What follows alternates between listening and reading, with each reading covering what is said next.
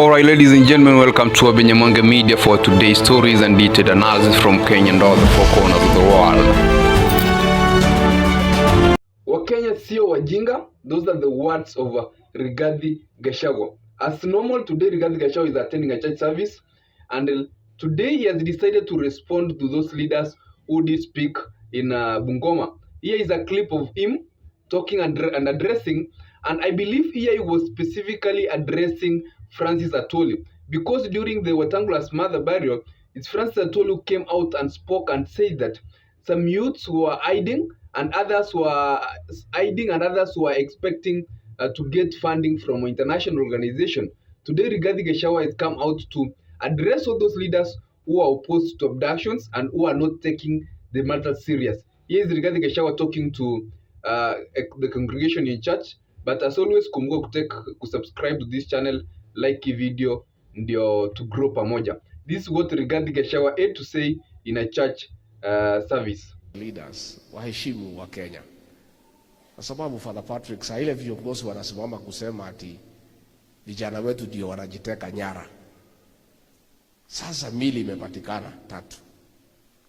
Sasa wewe ulisema vijana wanajiteka nyara, unataka kutuambia ya kwamba hao vijana wamejiteka nyara, wamejiua na wamejitupa kwa mtaro?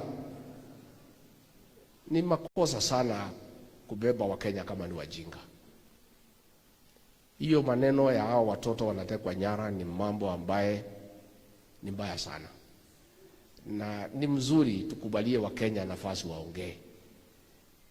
Hata Father amesema amesikiza ground, Father mwenyewe, na mambo si mzuri. Sasa huyu Father amesema mambo si mzuri, mtateka nyara? Sasa si ni ukweli? Na ndio mimi tulikosana na hii watu, kwa sababu kijademu ile sisi tulifika pale. Sasa mwaka wa kwanza nikafikiria tunaongea mambo ya ukweli, nikaanza kuona ni udanganyifu.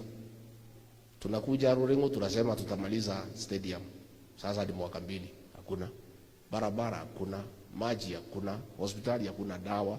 Kazi yetu ni kudanganya wa Kenya kila siku. Ndio mimi nikamwambia mkubwa wangu, hii maneno ya kudanganya wa Kenya si mzuri, tuache tuongee ukweli ile inawezekana. Ndio wakaanza kunisukuma kwa sababu ya kusema ukweli. Father, we want to encourage you and the Catholic Church and thank our bishops for speaking for the people of Kenya. Because when everybody has been silenced, the church is the voice of the nation, is the conscience of the nation. And we want to encourage you, the Catholic Church, to continue speaking. And the issue the governor has raised, tungetaka kuuliza kanisa yetu ya Catholic and other churches to speak out. History is repeating itself. In the late 80s, early 90s, during the reign of President Daniel Arap Moi, the government then destroyed the economy and became very intolerant and dictatorial. And when the people of this region started saying no, a criminal gang was formed to come and punish the people because they were saying no to bad governance. That gang, na huyo kiongozi wa hiyo gang alikuwa kijana mdogo then, kaitwa na Moi, akaambiwa ude hiyo kikundi. Is the same leader alikuwa hapa on 31st. Same. That gang, Father, descended on the people of this region with brutal efficiency. They beheaded people, circumcised our women, raped our daughters, defiled our children, extorted money from bus stops, demanded money for dowry, collected money kwa duka. They caused chaos in this region.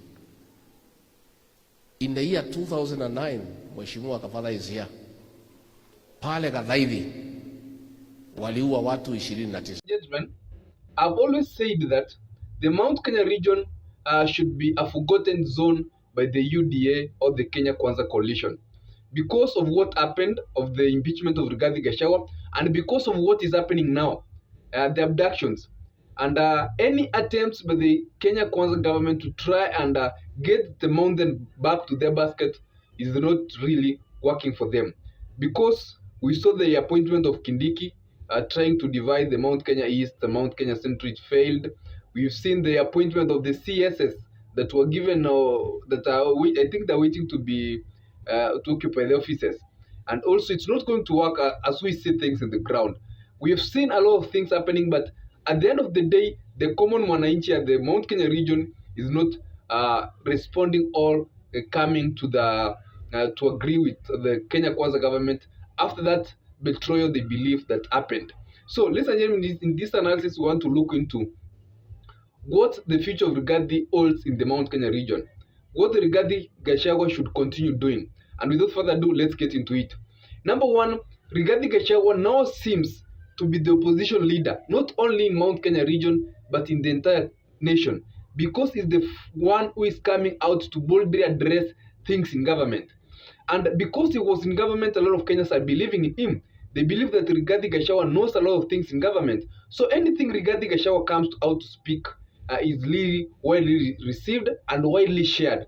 So that's giving him an edge ahead of other leaders. So he should continue to address things and act as an opposition leader, knowing very well that it's a broad-based government and the active opposition is not really active as it should be. Number two is that Rigathi Gachagua should employ new strategies, reach all the parts of the country. You should not only concentrate in the Mount Kenya region.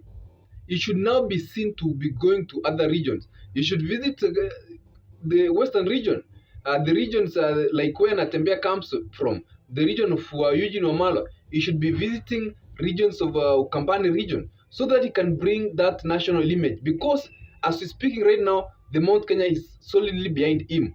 You should now start reaching out to other regions to create friendship in preparation of a coalition that will be formed on the 2027 political matrix. Because as much as Mount Kenya contains a solid, huge block, it cannot win an election alone. It needs other regions.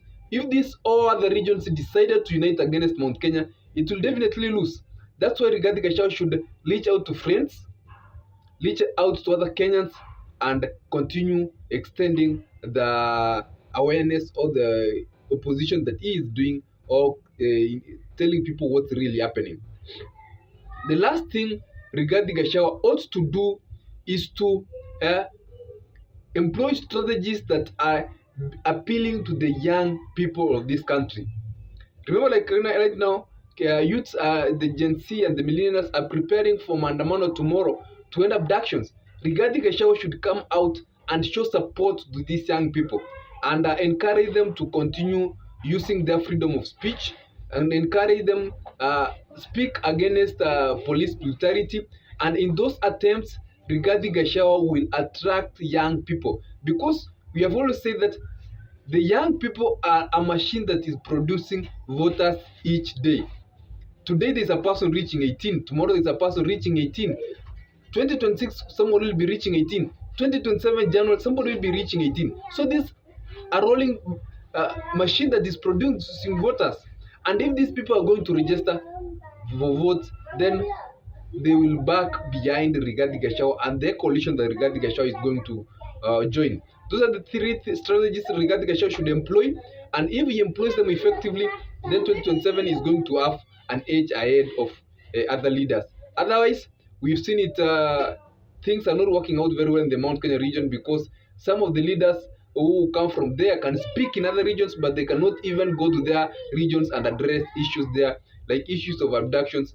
We saw the Nyeri Embu residents denying, all opposing, rejecting the speech of the president. That shows you how angry those people are. If they can reject the speech of the president, which means any leader who is opposed to them will not be even listened. Otherwise, he'll be chased and he will face the people.